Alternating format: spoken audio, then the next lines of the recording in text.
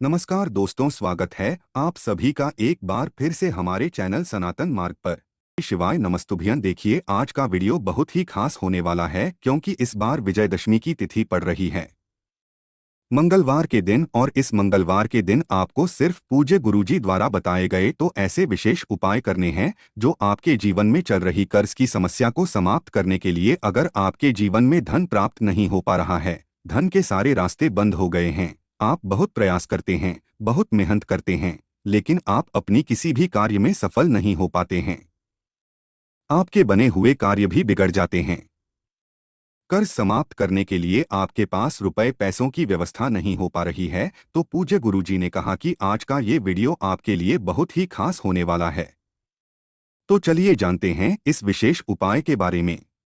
लेकिन उससे पहले एक प्रार्थना, अगर आप चैनल पर नए हैं तो कृपया चैनल को सब्सक्राइब से कर लें। देखिए, इस वीडियो में हम लोग पूज्य गुरुजी द्वारा बताए गए 3 बहुत ही खास उपायों के बारे में जानेंगे। इनमें से पहला उपाय कर्ज की समस्या को समाप्त करने के लिए है, धन धान्य की वृद्धि के लिए है। अगर आप अपने जीवन में रुपए पैसों को लेकर बहुत ज्यादा चिंतित रहते हैं, परेशान रहते हैं, तो आपको ये पहला उपाय जरूर करना चाहिए। देखिए, इस उपाय के लिए आपको ले लेना है 2 बेलपत्र। बेलपत्र आप जो भी लेंगे वो कहीं से कटी फटी नहीं होनी चाहिए, और बेलपत्र की डंडी क्या खीर में जो दूध होती है वो भी नहीं होना चाहिए। अगर आपके पास बेलपत्र नहीं है तो आप शिवलिंग के ऊपर चढ़ी हुई बेलपत्र को उठाकर जल से शुद्ध करके फिर उसका इस्तेमाल भी कर सकते हैं। फिर इसी के साथ आपको ले लेना है 7 समीपत्र। अगर आपके पास समीपत्र नहीं है तो आप शिवलिंग के ऊपर चढ़े हुए शमीपत्र को उठाकर फिर उनका इस्तेमाल भी कर सकते हैं। अगर शिवलिंग के ऊपर भी आपको बेलपत्र शमीपत्र नहीं मिल पाती है तो आजकल फूल की दुकानों में भी आपको ये मिल जाएगी, तो आपके घर के आसपास जो फूलों की दुकानें हैं वहां से भी आप खरीद सकते हैं। अब ये सारी सामग्री लेकर आपको पहुंच जाना है शिवालय। पूज्य गुरुजी के अनुसार इस उपाय को आप शाम के समय भी कर सकते हैं और सुबह भी कर सकते हैं। जब भी आपके पास टाइम हो तब आप शिवालय जाकर इस उपाय को कर सकते हैं। आप देखिए, शिवालय पहुंचने के बाद आप सबसे पहले एक काम करेंगे। जो 2 बेलपत्र आप लेकर आए हैं उनमें से एक बेलपत्र आपको अपने हाथ में रखनी है और महादेव के बहुत ही प्रिय नाम ऋणमुक्तेश्वर महादेव, इनका स्मरण करना है। और ये एक बेलपत्र आपको माता सुंदरी वाले स्थान पर समर्पित कर देना है, यानी रख देना है सामने, जैसे आपको वीडियो में दिखाया जा रहा है ठीक ऐसे ही आपको ये बेलपत्र रख देना है। बेलपत्र की चिकनी साइड का हिस्सा माता अशोक सुंदरी वाले स्थान पर टच करेगा और बेलपत्र की डंडी जलाधारी की तरफ रहेगी। बेलपत्र रखते हुए आप ऋणमुक्तेश्वर महादेव का स्मरण कर लेंगे। फिर दूसरी बेलपत्र आपको शिवलिंग के पीछे रख देनी है। शिवलिंग के पीछे साइड में आप जब बेलपत्र रखेंगे तब भी बेलपत्र की जो डंडी होगी वो बाहर की तरफ होगी और बेलपत्र की चिकनी साइड का हिस्सा शिवलिंग में टच करेगा। जैसे वीडियो में सामने आपको दिखाया जा रहा है ठीक ऐसे ही आपको इसी स्थान पर ये दूसरी बेल पत्र समर्पित कर देनी है और फिर से ऋणमुक्तेश्वर महादेव के नाम का स्मरण कर लेना है। अब आपके पास जो 7 शमीपत्र हैं उनमें से एक एक शमीपत्र को आप शिवलिंग के ऊपर समर्पित करते जाएंगे और एक एक बार ऋणमुक्तेश्वर महादेव का स्मरण करते जाएंगे। एक बार शमीपत्र समर्पित किया, ऋणमुक्तेश्वर महादेव का स्मरण किया, दूसरी शमीपत्र समर्पित की, ऋणमुक्तेश्वर महादेव का स्मरण किया। ऐसे ही 7 शमीपत्र समर्पित कर दिया और 7 बार ऋणमुक्तेश्वर महादेव का स्मरण कर लिया। फिर वही शिवलिंग के सामने बैठकर आपके जीवन में जो कर्ज की समस्या है या फिर आपके जीवन में जो धन को लेकर समस्या चल रही है, आप बहुत प्रयास करते हैं, बहुत मेहनत करते हैं, लेकिन फिर भी आपको धन प्राप्त नहीं हो पा रहा है, जिसकी वजह से आपके जीवन में बहुत ज्यादा संकट चल रहे हैं, समस्याएं चल रही है, तो महादेव से प्रार्थना कर लीजिए।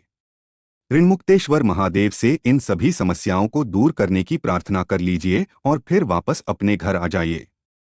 पूज्य गुरुजी ने कहा कि इस मंगलवार के दिन पड़ने वाली विजयदशमी के दिन अगर आप ये उपाय करते हैं तो आपको भी धन प्राप्ति के नए नए मार्ग मिलेंगे और आप अपना कर्जा बहुत ही आसानी से समाप्त कर सकते हैं। देखिए, इस उपाय को आप अगर इस एक मंगलवार को करना चाहे तो एक मंगलवार कर लीजिए और नहीं तो फिर आप 5 मंगलवार लगातार भी कर सकते हैं। अब इसके बाद बात करते हैं पूज्य गुरुजी द्वारा बताए गए दूसरे खास उपाय के बारे में, और ये उपाय उन लोगों के लिए है जिनके जीवन में संकट बहुत ज्यादा है, समस्याएं बहुत ज्यादा है। वे अपने घर में लड़ाई झगड़ों का सामना करते हैं, शांति नहीं है, उनके घर में लगातार लड़ाई झगड़ा होता है, आपस में एक दूसरे में बनती नहीं है।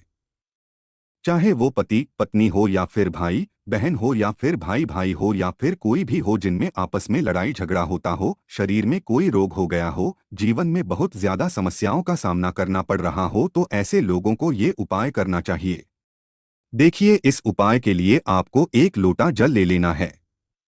लोटा आप तांबे का ले लीजिएगा और जल आप अपने किचन से ही ले लीजिएगा। आपके किचन में आरव, मटका या बाल्टी जो भी है वहीं से आपको जल ले लेना है। फिर इसी के साथ आपको ले लेना है लाल चंदन या फिर गुड़ का टुकड़ा। अगर आपके पास लाल चंदन है तो लाल चंदन थोड़ा सा ले लीजिए, और अगर लाल चंदन नहीं है तो फिर आप एक या दो टुकड़े गुड़ के ले लीजिएगा। अब आपको ये गुड़ का टुकड़ा या फिर लाल चंदन जो भी आपके पास है वो इसी एक लोटे जल में मिला लेना है, और ये एक लोटा जल लेकर आपको पहुंच जाना है शिवालय। इस उपाय को भी आप शाम को करना चाहे तो शाम को कर सकते हैं, और सुबह करना चाहे तो सुबह कर सकते हैं। जब भी आपके पास टाइम हो तब आप शिवालय जाकर इस सुंदर सी उपाय को कर सकते हैं। अब शिवालय पहुंचने के बाद आप जो ये एक लोटा जल लेकर आए हैं, इसमें आपने चाहे लाल चंदन मिलाया है और चाहे गुड़ मिलाया है, जो भी आपने मिलाया है, तो इस एक लोटे जल को आप सबसे पहले श्री गणेश जी वाले स्थान पर समर्पित कर देंगे और श्री शिवर नमस्तुभ्यम मंत्र का स्मरण कर लेंगे। फिर दूसरे नंबर पर आप श्री कार्तिकेय जी वाले स्थान पर जल समर्पित कर देंगे और श्री शिवा नमस्ते ब्रह्मा मंत्र का स्मरण कर लेंगे।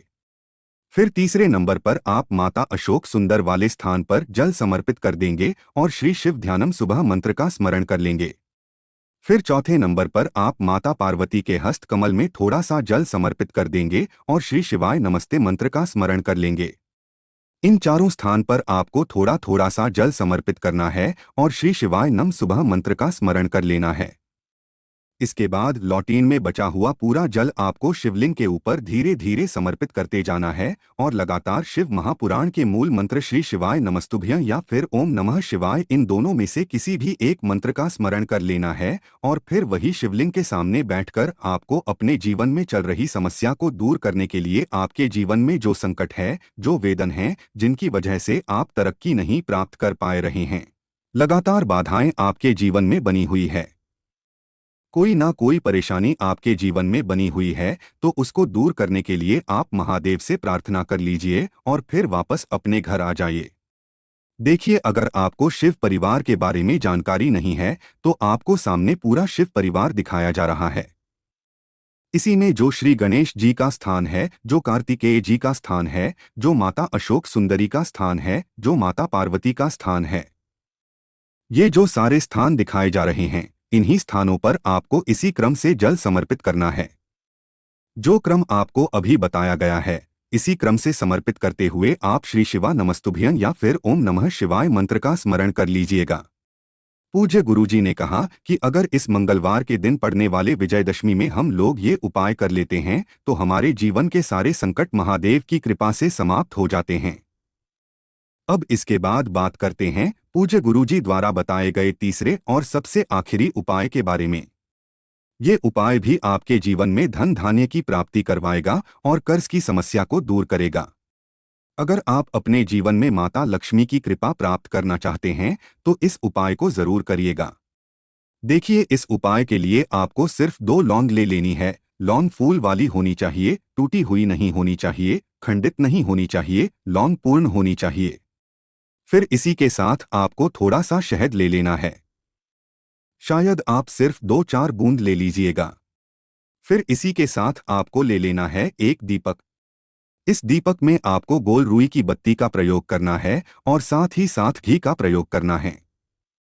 दीपक आप चाहे तो मिट्टी का भी ले सकते हैं, और अगर आप अपने घर पर शुद्ध आटा मारकर उसका दीपक बनाना चाहते हैं, दोस्त, दीपक कभी आप इस्तेमाल कर सकते हैं। अब ये सारी सामग्री लेकर आपको शाम के समय में, शाम को जो प्रदोष काल का समय होता है, उसी प्रदोष काल के समय में आपको पहुंच जाना है। किसी भी वट वृक्ष के नीचे यानी बरगद के वृक्ष के नीचे। देखिए, ये उपाय बहुत ही खास है, इसलिए आप बहुत ध्यान से समझिएगा। वट वृक्ष के नीचे पहुंचकर आप सबसे पहले जो एक दीपक लेकर गए हैं, उस दीपक को वही पेड़ की जड़ के आसपास कहीं पर प्रज्वलित कर दीजिए और वटकेश्वर महादेव का स्मरण कर लीजिए। कौन से महादेव? कावड़केश्वर महादेव का स्मरण कर लीजिए। फिर इसके बाद आप जो 2 लौंग लेकर आए हैं, उन दोनों लौंग में अच्छी तरह से शहद लगा लीजिए। इन दोनों लोगों को शहद में डुबो दीजिए और इन दोनों लौंग में अच्छे से जब शहद लग जाए तो इन दोनों को आप वही वट वृक्ष में समर्पित कर दीजिए। वहीं दीपक के आसपास कहीं पर ये दोनों लौंग रख दीजिए और फिर से वटकेश्वर महादेव का स्मरण करिए। और आपके जीवन में अगर कर्ज की समस्या है, या फिर आपके जीवन में धन की समस्या है, या फिर आप अपने जीवन में तरक्की नहीं कर पा रहे हैं, लगातार असफलताएं आपके जीवन में बनी हुई है, आप मेहनत तो बहुत करते हैं, प्रयास तो बहुत करते हैं, लेकिन आप लगातार असफल हो रहे हैं। चाहे आप अपने व्यापार में या सफल हो रहे हो, चाहे आप अपनी नौकरी में असफल हो रहे हो, तो इन सारी समस्याओं के लिए आपको महादेव से प्रार्थना कर लेनी है। खासतौर से आप वटकेश्वर महादेव से प्रार्थना करिएगा, वटकेश्वर महादेव से प्रार्थना कर लीजिएगा और इन सारी समस्याओं के लिए प्रार्थना करने के बाद फिर वापस अपने घर आ जाइएगा। पूज्य गुरुजी ने कहा कि मंगलवार के दिन पड़ने वाली इस विजयदशमी में अगर हम लोग ये 2 लौंग वाला उपाय कर लेते हैं, तो यकीन मानिए महादेव हमारे जीवन से इन सारी समस्याओं का अंत कर देते हैं और हमें भी सुख, समृद्धि तथा वैभव की प्राप्ति करवाते हैं। तो दोस्तों, ये थे पूज्य गुरुजी द्वारा बताए गए 3 बहुत ही खास उपाय। अगर आपको जानकारी अच्छी लगी हो तो वीडियो लाइक करिएगा। मिलते हैं फिर एक नया वीडियो के साथ। श्री शिवाय नमस्तुभ्यं।